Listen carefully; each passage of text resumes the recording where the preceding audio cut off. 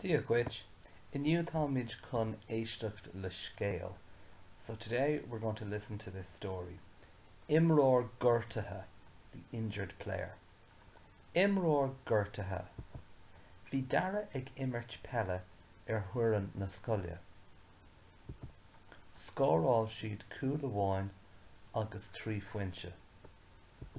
Go tobann ghuirteadh sé a chos. Hit sé an bork. So let's see, what does this mean? I would say you know most of this first sentence. Bhí dara ag imirt pelle. Dara was playing football. And the new bit is thuireann na scoile, on the school team.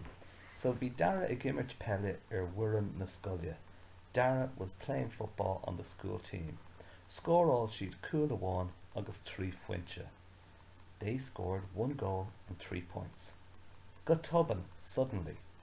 Go tobann ghuirteadh sé a chos. Suddenly he hurt his foot. Hit sé an bork. He fell on the field. Chuaigh sé go dtí an ospidéal. Chuir altra bindleán a chos. Thug sí leighis dó. Rinne an doctor X-ray a chos. Dúirt sé, ní féidir leat pelle imirt go dtí an mís a chuain. So, let's have a look at these sentences. I'm sure you know the first one. Chuaigh sé go dtí an ospidéal. He went to the hospital. Chuir altra bindleán a chos. A nurse put a bandage on his foot. Thug sí leighis dó. She gave him medicine. Rinne an doctor X-ray a chos. The doctor did an X-ray on his foot. Dúirt sé, ní féidir leat pelle imirt go dtí an mís a chuain. And I hope you remember Shochun, because we did a bit of work on that before. He said, you are not able to play football. And gadi, we're used to gadi, like who make gadi on shops. Na shoppa, I went to the shops. Here it means until. So ní féidir leat pelle imirt go dtí an mís a chuain. You are not able to play football until next month. Okay, let's see if you can remember some of these important phrases when we're talking about illness. I broke.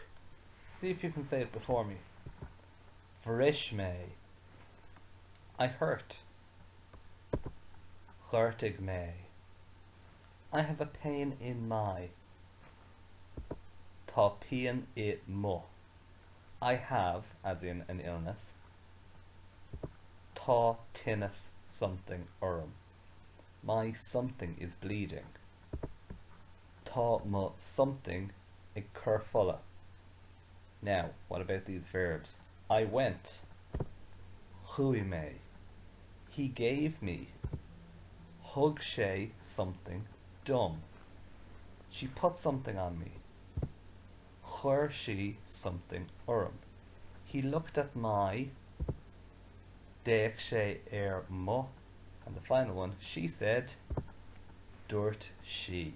So, your job for tomorrow is to have a look at these pictures and try and make up your own story about it.